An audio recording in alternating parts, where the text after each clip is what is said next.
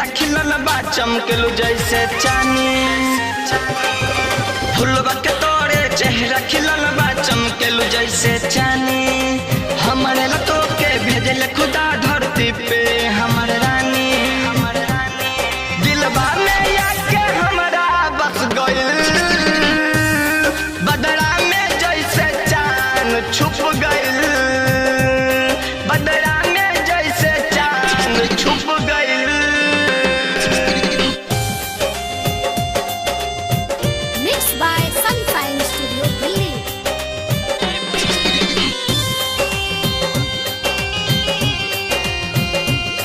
बदरा में जैसे चांद छुप गइल।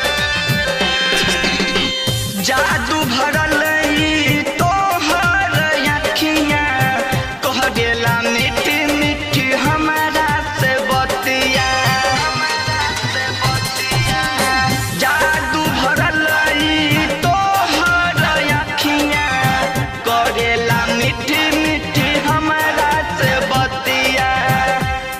करे जबा में हमरा धस गइल, बदरा में जैसे चांद छुप गइल।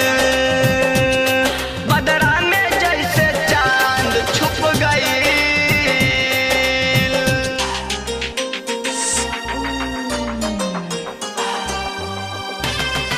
Mixed by Sunshine Studio, Delhi.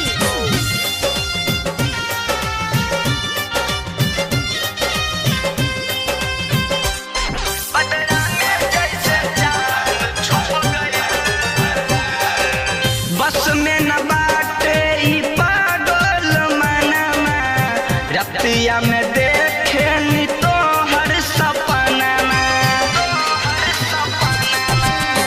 बस में न बाटे ई पागल मनवा, रतिया में देखे पंकज तोहर सपनमा।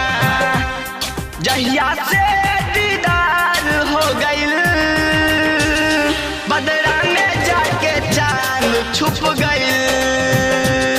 बदरा में जाके चांद छुप गइल। RCM म्यूजिक न्यू ऐप अभी डाउनलोड कीजिए हमारे गूगल प्ले स्टोर से और पाए भोजपुरी लोकगीतों का एक से बढ़कर एक ऑडियो वीडियो सॉन्ग बिल्कुल मुफ्त।